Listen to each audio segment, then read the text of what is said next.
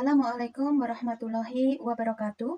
Saya Andi Prihatini dengan NIM 28920500093. Saya seorang mahasiswi dari Prodi Manajemen Fakultas Ekonomi dan Bisnis Universitas Pancasakti, Bekasi. Pada kesempatan kali ini, saya akan membahas tentang pentingnya service excellent dalam pelayanan pelanggan. Video ini saya buat dalam rangka performance test pada mata kuliah Service Excellent dengan dosen pengampu Bapak Khairul Anwar, MPD.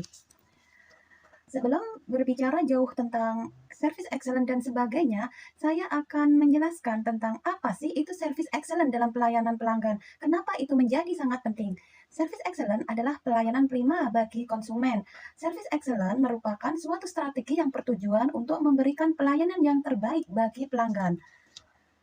Perusahaan harus memberikan sesuatu yang lebih untuk pelanggannya, melebihi apa yang diharapkan oleh pelanggan itu sendiri. Loh, kok kenapa begitu? Karena pelanggan harus dibuat puas atas produk atau penggunaan jasa yang dipakainya agar mereka selalu setia menggunakan produk atau jasa yang dihasilkan. Upaya memberikan layanan yang terbaik inilah dapat diwujudkan apabila kita dapat menonjolkan kemampuan, sikap, penampilan, perhatian, tindakan, dan tanggung jawab yang baik dan terkoordinasi. Salah satunya adalah dalam memberikan service excellent atau pelayanan prima terhadap pelanggan. Lalu, tujuannya apa sih service excellent itu harus diberikan kepada pelanggan? Tujuan utamanya adalah untuk membangun rasa kepercayaan dan kepuasan dari pelanggan.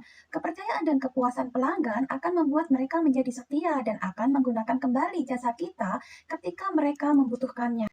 Pada penerapannya, servis yang excellent ini tidak bisa dilakukan secara sembarangan. Terdapat 6 unsur pokok dalam pelayanan prima terhadap konsumen yang wajib dijalankan setiap perusahaan atau organisasi. Yang pertama, attitude atau sikap. Yang kedua, ability atau kemampuan. Yang ketiga, attention atau perhatian.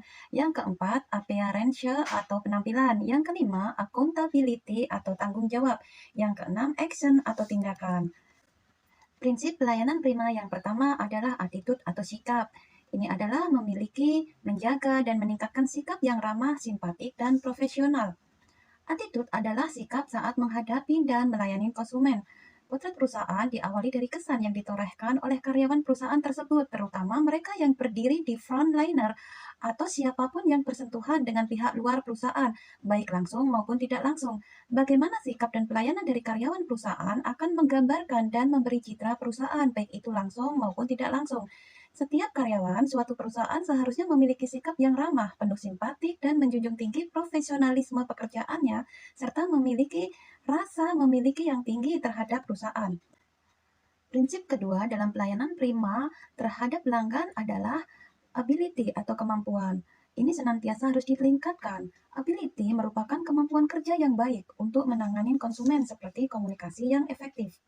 Di sini, karyawan harus memiliki kemampuan dasar untuk mampu melakukan program pelayanan prima, seperti contoh di antaranya bagaimana melakukan komunikasi yang efektif, memiliki pengetahuan di bidang pekerjaan saat ini dengan baik, memahami SOP dasar untuk menangani keluhan pelanggan, mengetahui dan paham hal apa saja yang boleh diinfokan keluar dan hal apa saja yang tidak boleh, mampu untuk memotivasi dirinya agar senantiasa memberikan pelayanan prima dengan tidak mencampur adukkan dengan permasalahan pribadi.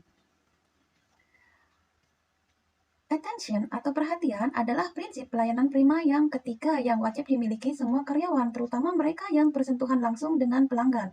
Attention adalah bentuk kepedulian terhadap kebutuhan, pertanyaan hingga keluhan dari pelanggan. Ini maksudnya gimana ya? Attention merupakan bentuk kepedulian kepada pelanggan atau tamu yang berkaitan dengan kebutuhan dan keinginan pelanggan tersebut, serta memahami atas saran dan kritik yang diberikan. Dalam melakukan aktivitasnya, seorang karyawan harusnya senantiasa memperhatikan dan mendahulukan keinginan pelanggan. Apalagi jika pelanggan atau tamu tersebut sudah menunjukkan tanda membutuhkan bantuan atau pelayanan, maka seharusnya karyawan tersebut bergegas atau menunjukkan attention untuk segera melayani dengan cepat dan baik. Prinsip pelayanan prima yang keempat adalah appearance atau penampilan, di mana penampilan di sini yang mencerminkan kualitas serta kredibilitas pelayanan kepada konsumen. Maksudnya gimana ini ya? Penampilan karyawan, baik secara fisik maupun non-fisik, merefleksikan kredibilitas perusahaan. Maka dari itu penting untuk selalu menjaga penampilan. Standar penampilan harus dibuat oleh perusahaan dan setiap karyawan harus menjalankannya, apalagi saat bertemu dengan pelanggan atau tamu.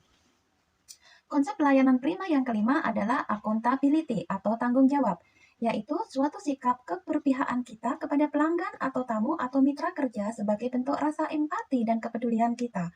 Accountability merupakan bentuk tanggung jawab yang diberikan kepada konsumen guna mengatasi keluhan, ketidakpuasan, atau masalah lain yang terjadi.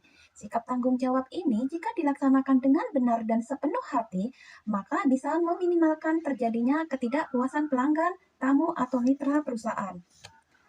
Prinsip pelayanan prima yang terakhir atau keenam adalah action atau tindakan. Action adalah tindakan nyata saat melayani konsumen. Menjalankan prinsip dari pelayanan prima yaitu action ini menjadi sangat penting sebagai bentuk nyata dari sebuah kepedulian atau attention. Attention atau perhatian, penekanannya pada bagaimana kita memberikan atensi kita terhadap kebutuhan atau keinginan pelanggan tamu kita. Kemudian, attention ini harusnya dilanjutkan dengan action atau tindakan atas apa yang menjadi kebutuhan dari pelanggan atau tamu tersebut.